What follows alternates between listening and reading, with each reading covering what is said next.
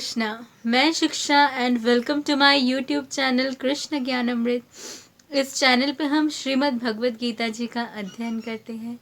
तो इसके previous video में मैंने एक्सप्लेन किया था प्रथम अध्याय के श्लोक संख्या 23 तक, और आज इस वीडियो में हम पढ़ेंगे श्लोक संख्या 24 से लेकर श्लोक संख्या 28 तक। तो चलिए शुरू करते हैं श्रीमद् भगवत गीता जी का अध्ययन। हरे कृष्णा।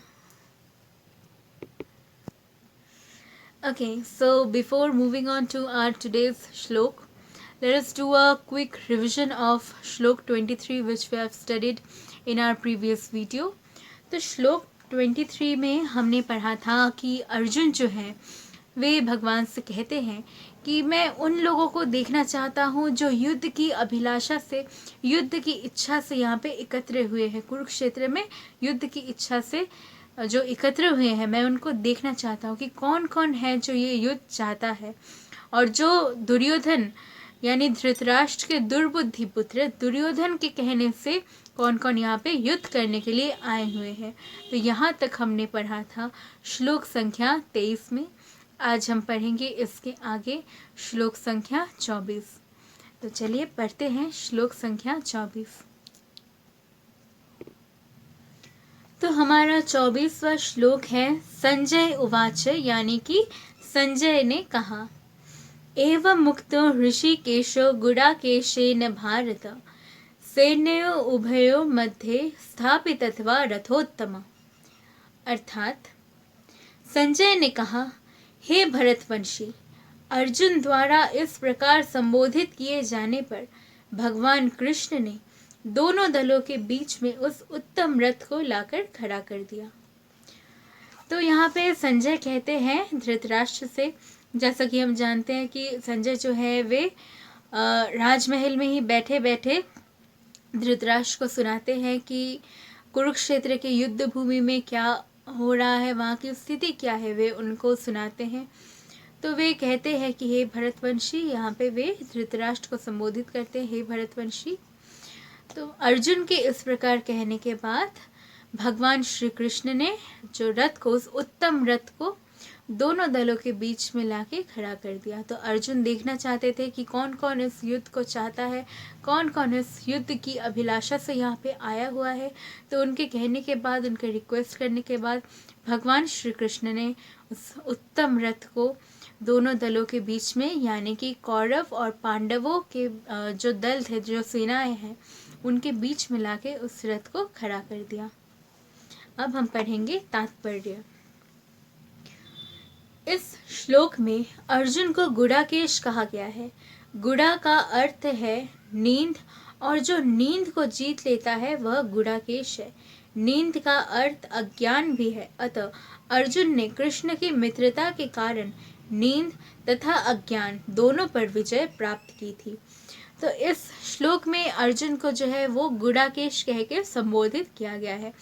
तो गुड़ा का अर्थ तो होता है नींद, तो और ये तो इसका शाब्दिक अर्थ है नींद, और एक अर्थ भी है जो गुड़ा यानी जो नींद है वो यहाँ पे अज्ञान को भी सिंबलाइज करता है। और कृष्ण से, भगवान श्री कृष्ण से मित्रता के बाद अर्जुन ने नींद अज्ञान दोनों पे ही विजय पा ली थी, इसीलिए अर्जुन को गुडाकेश कहा गया है। अतः अर्जुन ने कृष्ण के मित्रता के कारण नींद तथा अज्ञान दोनों पर विजय प्राप्त की थी। कृष्ण के भक्त के रूप में वह कृष्ण को क्षण भर भी नहीं भुला पाया, क्योंकि भक्त का स्वभाव ही ऐसा होता है। यहाँ तक कि चलते अथवा सोते हुए भी कृष्ण के नाम, रूप, गुण तथा लीलाओं का चिंतन से भक्त कभी भी मुक्त नहीं रह सकता। अतः कृष्ण का भक्त उनका निरंतर चिंतन करते हुए नींद तथा अज्ञान दोनों को जीत सकता है। तो अर्जुन जो थे वे भगवान के मित्र तो थे, लेकिन उन साथ साथ उनको बहुत मानते थे। वे भगवान के परम भक्त भी थे। और एक भक्त का स्वभाव ही ऐसा होता है कि जो परम भक्त होता है भगवान का, उनका स्वभाव ही ऐसा होता है कि वे सोते जागते उठते बैठते केवल भगवान का ही नाम रूप गुण का वे चिंतन करते हैं। हमेशा वे भगवान के बारे में सोचते रहते हैं, उनका चिंतन करते हैं, उनके लीलाओं का, उनके रूप का, उनके गुण का। एक भक्त हमेशा भगवान के ही ख्यालों में खोया हुआ रहता है, यही भक्त का स्वभाव है। और इसीलिए अर्जुन का भी यही स्वभाव था, क्योंकि अर्जुन जो थे वे भगवान के परम भक्त थे। इसी को कृष्ण भावनामृत या समाधि कहते हैं। प्रत्येक जीव की इंद्रियां तथा मन में निर्देशक अर्थात ऋषिकेश के रूप में कृष्ण अर्जुन के मंतव्य को समझ गए कि वह क्यों सेनाओं के मध्य रथ को खड़ा करवाना चाहते थे। अतः उन्होंने वैसा ही किया और फिर वे इस प्रकार बोले। तो और ये जो स्टेज है, जो जहाँ पे जो भक्त जो है वे भगवान में इतना खो जाते हैं, जो परम भक्त जो भगवान का होता है, वो हमेशा सोते जागते उठते बैठते भगवान के नाम रूप गुण का, लीलाओं का वे चिंतन करते हैं। और इसी को कृष्ण भावनामृत कहते हैं, जो कि है कृष्ण कॉन्शियसनेस। यानी आपका जो कॉन्शियसनेस है वो भगवान श्री कृष्ण के प्रति डिवोटेड है, और इसको कृष्ण कॉन्शियसनेस कहते हैं, कृष्ण भावनामृत कहते हैं या समाधि कहते हैं। और भगवान जो है वे ऋषिकेश है। ऋषिकेश यानी जो सभी के इंद्रियों के स्वामी हैं, सभी के सेंसेस, सभी के इंद्रियों के जो स्वामी हैं, वे हैं भगवान ऋषिकेश। इसलिए भगवान श्री कृष्ण को ऋषिकेश कहा जाता है। और भगवान ऋषिकेश होने के कारण वे अर्जुन के भी मंतव्य को, उनके मन को, उनकी जो मन में जो भावनाएं थी, वे उनको समझ रहे थे कि अर्जुन क्या चाह रहे थे। तो उनके मन के भाव को समझते हुए भगवान रथ दोनों दलों के बीच में लाके खड़ा कर देते हैं और फिर वे इस प्रकार कुछ बोले। तो यहाँ तक था हमारे प्रथम अध्याय का 24वां श्लोक। अब हम पढ़ेंगे 25वां श्लोक।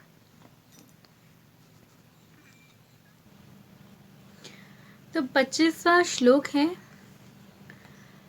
भीष्म द्रोण प्रमुखत सर्वेषां च महिष्यताम् उवाच पार्थ पश्यतान् समवेतान् कुरुन्नति। अर्थात भीष्म, द्रोण तथा विश्व भर के अन्य समस्त राजाओं के सामने भगवान ने कहा कि हे पार्थ, यहाँ पर एकत्र सारे कुरुओं को देखो। तो इस श्लोक में भगवान जो है वे रथ को ले जाके दोनों सेनाओं के मध्य खड़ा कर देते हैं, और फिर वहाँ पे भीष्म, द्रोण तथा विश्व के अन्य समस्त राजाओं के सामने उन्होंने अर्जुन से कहा कि हे पार्थ, यहाँ पे उपस्थित सभी कुरुओं को देखो। अब तात्पर्य, समस्त जीव के परमात्मा स्वरूप भगवान कृष्ण यह जानते थे कि अर्जुन के मन में क्या बीत रहा है। इस प्रसंग में ऋषिकेश शब्द का प्रयोग सूचित करता है कि वे सब कुछ जानते थे। इसी प्रकार तो यहाँ पे भगवान को ऋषिकेश कह के संबोधित किया गया है, और ऋषिकेश जो भगवान का नाम है, यहाँ पे उनको जो संबोधित किया गया है ऋषिकेश कह के, तो यह इस बात का सूचक है कि भगवान जो है वे समस्त इंद्रियों के स्वामी हैं, इसलिए वे सब कुछ जानते हैं, वे अंतर्यामी हैं, वे सबके मन की भावना को जानते हैं कि किसके मन में क्या भावना है। तो भगवान अर्जुन से कहते हैं कि यहाँ पे उपस्थित सब कुरुओं को देखो, यानी भगवान समझ रहे थे कि अर्जुन के मन में क्या भाव उत्पन्न हो रहे थे। इसी प्रकार पार्थ शब्द का अर्थ पृथा यानी कुंती पुत्र अर्जुन के लिए उपयुक्त होने के कारण महत्वपूर्ण है।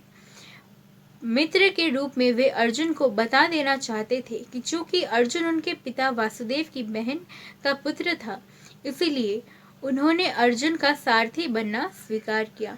किंतु जब उन्होंने अर्जुन से कहा कि कुरुओं को देखो, तो इससे उनका क्या अभिप्राय था? क्या अर्जुन वहीं पर रुककर युद्ध करना नहीं चाहता था? कृष्ण को अपनी बुआ के पुत्र से कभी ऐसी आशा नहीं थी। इस प्रकार से कृष्ण ने अपने मित्र की मन की स्थिति पूर्व सूचना परिहासवश दी है। तो भगवान तो अंतर्यामी है, वे सभी के मन के भाव को समझते हैं। तो जब भगवान ने रथ को लाके दोनों सेनाओं के मध्य खड़ा किया, तो अर्जुन ने तो केवल इतना कहा था कि मैं उनको देखना चाहता हूँ जो युद्ध की इच्छा से यहाँ पे एकत्र हुए। लेकिन भगवान जो है वे सभी के मन को समझते हैं कि किसके मन में क्या भाव है। सभी के भाव को भगवान जानते हैं क्योंकि वे सभी के इंद्रियों के स्वामी हैं।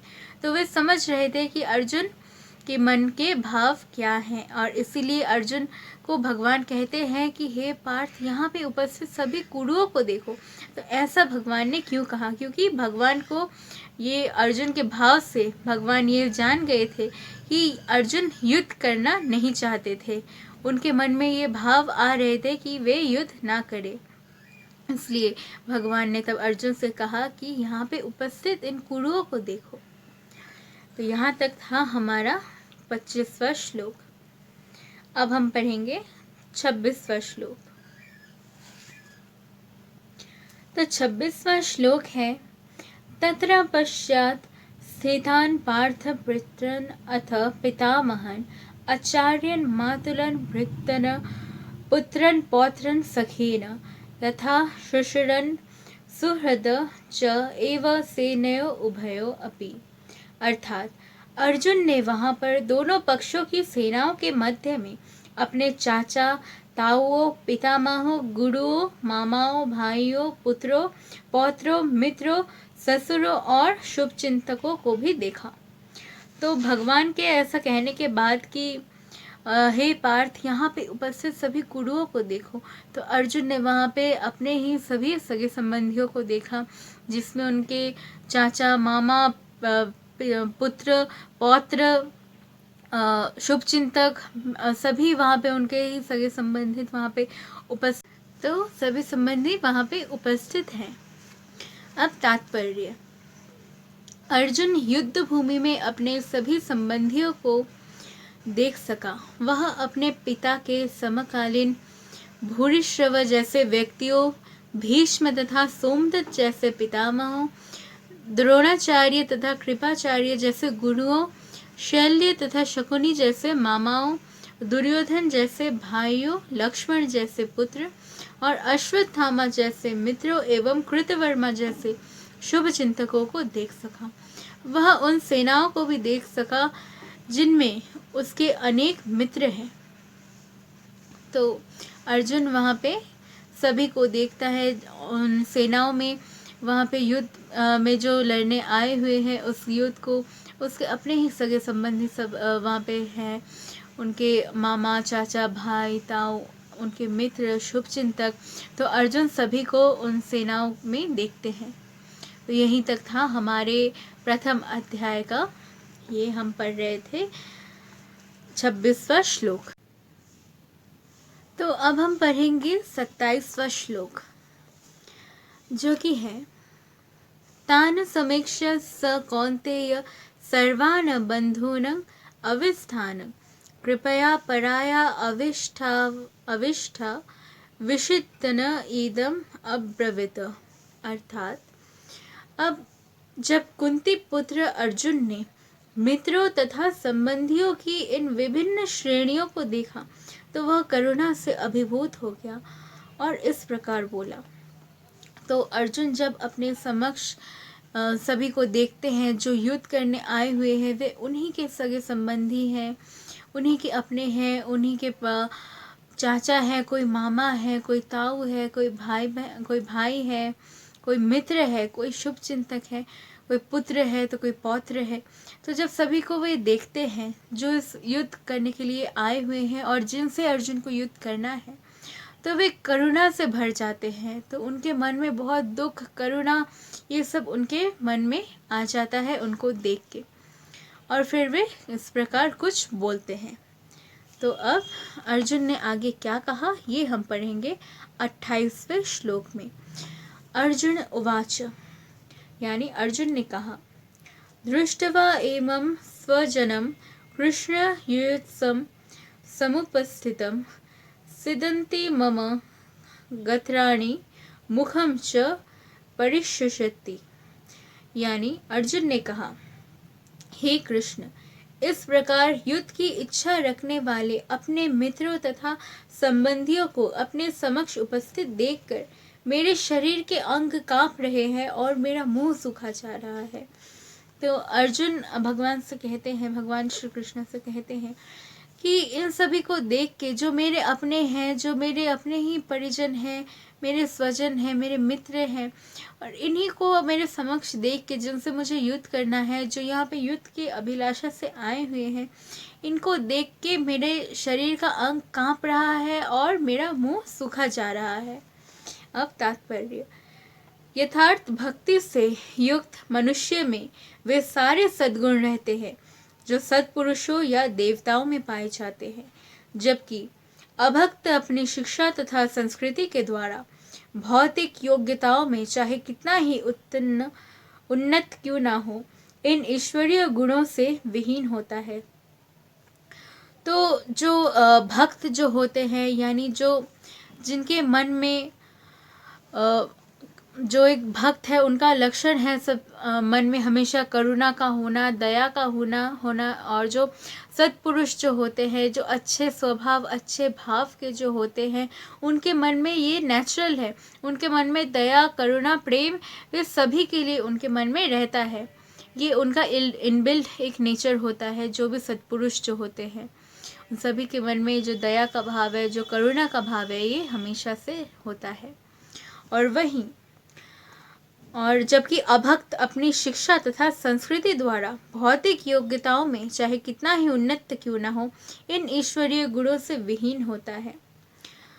तो भक्ति युक्त जो मनुष्य होता है, उनमें ये सारे गुण होते हैं। जो सत्पुरुष यानी जो भक्ति से युक्त है, उनमें एक भक्ति युक्त मनुष्य जिनमें भक्ति है, उनमें ऑटोमेटिकली ये सारे गुण भी होना ही है। जैसे करुणा का होना, प्रेम का होना, दया का होना एक भक्ति युक्त मनुष्य में होता है। और जो अभक्त होते हैं, वो चाहे कितना भी उच्च शिक्षित हो, और जो मटेरियल जो हमारा लाइफ है, जो मटेरियलिस्टिक जो गुण है, इनमें चाहे कितना भी उन्नत क्यों ना हो, लेकिन ये जो ईश्वरीय जो गुण है वो उनमें नहीं होते।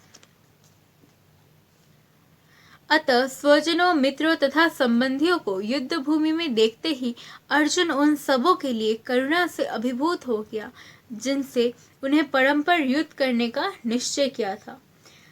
जहाँ तक उसके अपने सैनिकों का संबंध था, वह उनके प्रति प्रारंभ से ही दयालु था, किंतु विपक्ष दल के सैनिकों की आसन्न मृत्यु को देखकर वह उन पर भी दया का अनुभव कर रहा था। अब अर्जुन जो थे, वे भक्ति युक्त थे, उनमें भक्ति थी, इसलिए उनके भीतर प्रेम, दया, करुणा वे सभी के लिए थी।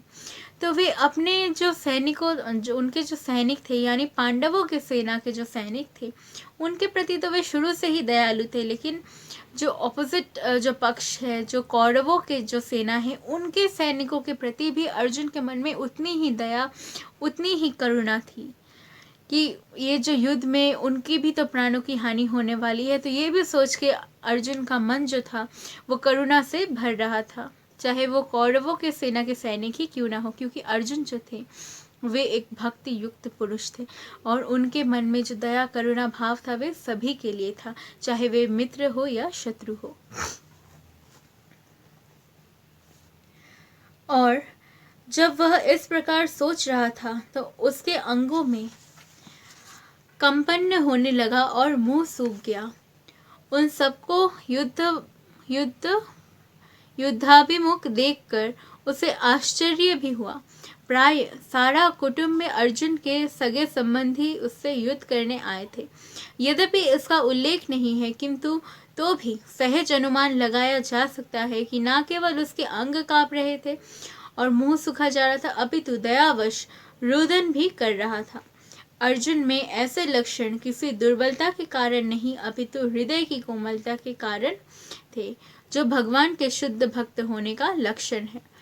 तो अर्जुन का ये सिचुएशन देख के अर्जुन के अंग में कंपन होने लगी, उनका हाथ पैर सब कांपने लगा, उनका मुंह सूखने लगा, और ऐसा अनुमान लगाया जा सकता है कि शायद उनके आंखों में आंसू भी आए होंगे, क्योंकि अर्जुन का मन जो है वो पूरी तरह करुणा से भर गया था उस स्थिति को देख के। और ऐसा इसलिए हो रहा था क्योंकि अर्जुन जो थे वे भगवान के शुद्ध भक्त थे और यह एक शुद्ध भक्त होने का ही लक्षण था।